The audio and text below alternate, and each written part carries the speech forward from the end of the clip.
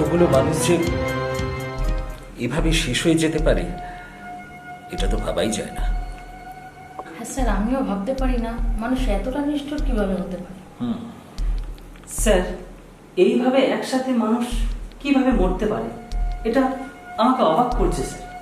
Sir, আমি অ্যাম্বুলেন্সকে phone করেছি, ambulance এক্ষুনি এসে পড়বে। তুফান, অ্যাম্বুলেন্সে বডিগুলো ওঠা মাত্রই কিন্তু ডাক্তার অচিন্ত ও বৈশাখী ম্যাডামকে ফোন করে জানিয়ে দেবে। অবশ্যই স্যার। আর স্যার, আমি সারা বাড়ির লোক দিয়ে তল্লাশি করতে শুরু করে দিয়েছি। বেশ, তাহলে আরেকটা কাজও করতে হবে।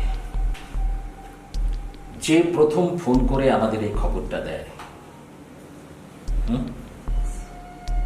তাকে যেভাবেই হোক আমাদের ব্যুরোতে কিন্তু নিয়ে যেতে হবে। Yes sir. দেখো, তোমার নাম কি? আমার নাম প্রদীপ বাগচি। তোমার সাথে তারিকুল এবং তার পরিবারের কি সম্পর্ক? তারিকুল আমার বন্ধু, আর সেই সূত্রে ওদের বাড়িতে আসা যাওয়া হতো। তুমি থাকো কোথায়? এখান থেকে 2 কিলোমিটার দূরে খিদিরপুরে থাকি। আচ্ছা প্রদীপ বাবু, তুমি এত সকাল সকাল কি করতে গেছিলে তারিকুলের বাড়িতে?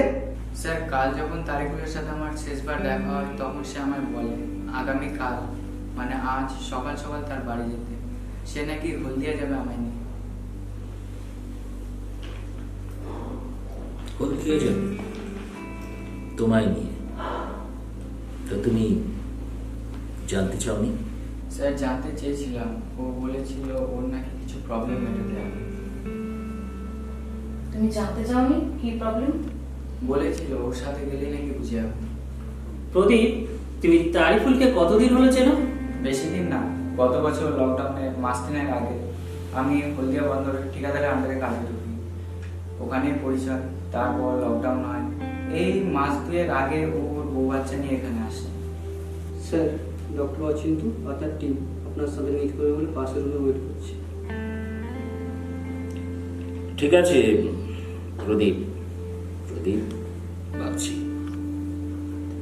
এখন এসো, দরকার পড়লে আবার ডেকে পাঠানো হবে। ডাক্তার অচিন্ত, বৈশাখী, বাবু, তোমরা সবাই একসাথে আমার এখানে? স্যার, হ্যাঁ, ডাক্তারবাবু মনে হয় কোনো বড় সড়ো খবর নিয়ে এসেছে। কি জুড়া, তুমি কি বলো? তাই তো মনে হয়। আজ প্রায় 5 বছর আপনার সাথে কাজ করছে স্যার। কত ডেড বডি দেখলাম, তাদের সাথে কথাও বললাম। সেটাই তো বলবে অচিন্ত, ওটাই তো তোমার কাজ। কিন্তু স্যার, এই বডি একদম অন্য কথা বলছে। কিরকম? স্যার, এরকম কেস আমরা আগে কখনো পাইনি। তাই? হ্যাঁ স্যার। তোমার কি মনে হয়? স্যার, ওদের শরীর থেকে যে বিষ পাওয়া গেছে সেটি হলো সারবেরা ওডোলা। সারবেরা ওরোলা, এ নাম তো আগে কখনো শুনিনি। এটা আমাদের দেশে কেরালাতে দেখা যায়। কেরালার লোকেরা এটা আটুরাঙ্গা বলে চেনে। এর ইংলিশ নেম হলো সুইসাইড ট্রি। মাই গড, সুইসাইড ট্রি? হ্যাঁ, সুইসাইড ট্রি। আর এই ফলের বীজের মধ্যে থাকে গ্লাইকোলাইড সারভাইরিন বিষ। গ্লাইকোলাইন সারভারিন বিষ? হ্যাঁ স্যার, গ্লাইকোলাইড সারভাইরিন বিষ, যেটি ইঁদুর মারার ওষুধ ও ডিওড্রিন বানানোর কাজে লাগে। তবে স্যার, এই বিষয়টা পেল কোথায়? যদি এটা নর্মালি সুইসাইড হতো তাহলে তো এখানকার বাজারে পাওয়া বেশি খেতে পারতো।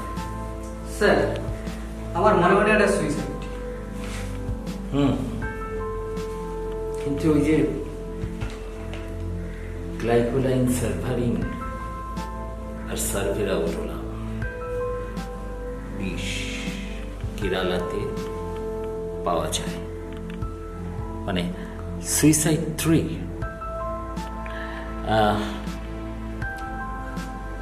Deepika, yes sir. আমাদের 2 খবরই ওই অরূপ আর কুণালকে খবর পাঠাও। ওরা যেন এই বিষয়ে বিস্তারিত খবর জেনে আমাদেরকে অতি সত্বর জানায়। মানে আমিও তো দেখতে চাই যে এর মাস্টার মাইন্ড কে। Yes sir. গ্লাইকোলাইন সার্ভারিন, সময় এসেছে। এবার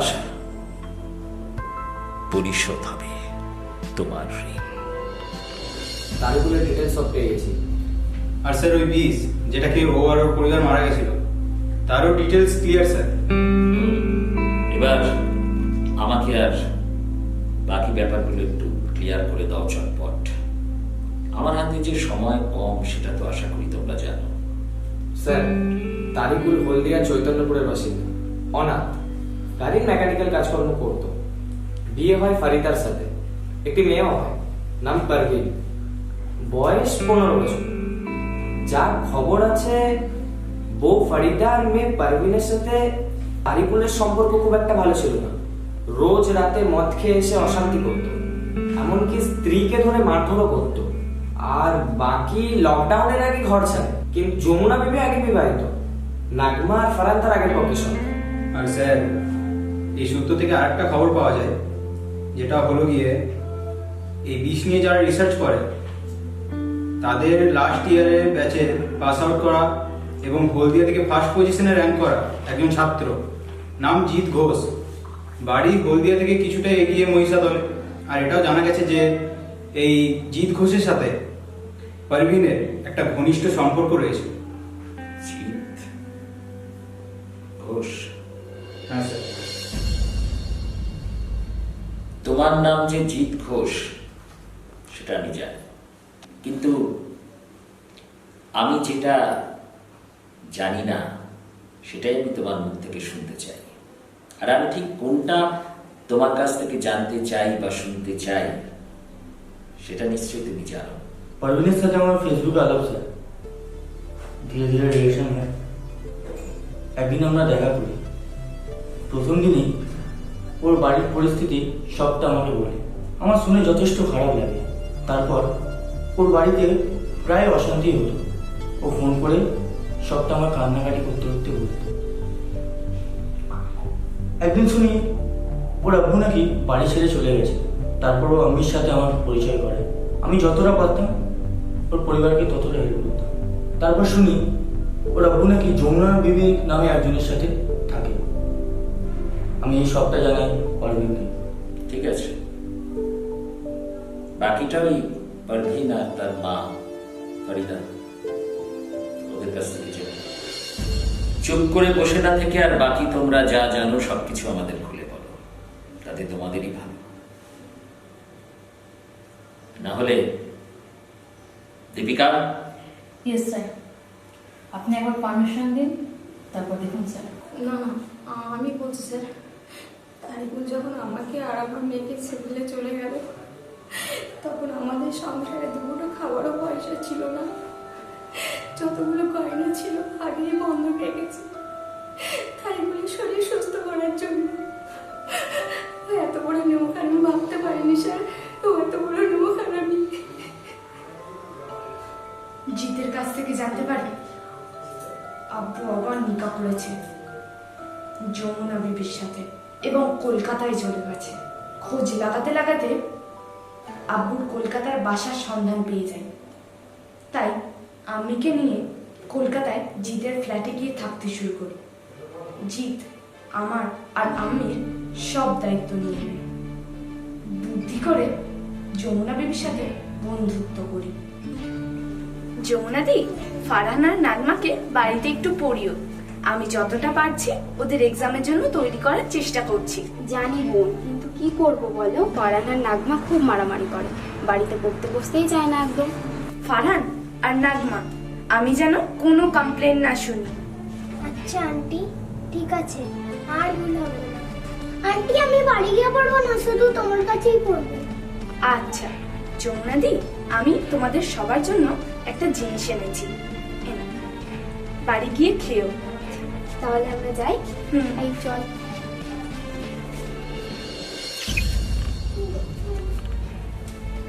জিতের সাথে প্ল্যান করে সার্ভেরা ওডোলা মেনে ওদের দুধিয়ে নিয়েছিল। আমি বারণ করা সত্ত্বেও শুনিনি। কিন্তু বাচ্চাদের মারলে কেন? ওরা কি দোষ করেছিল? আম্মির চোখের জল দেখে আমি আমার মাথা ঠিক রাখতে পারিনি।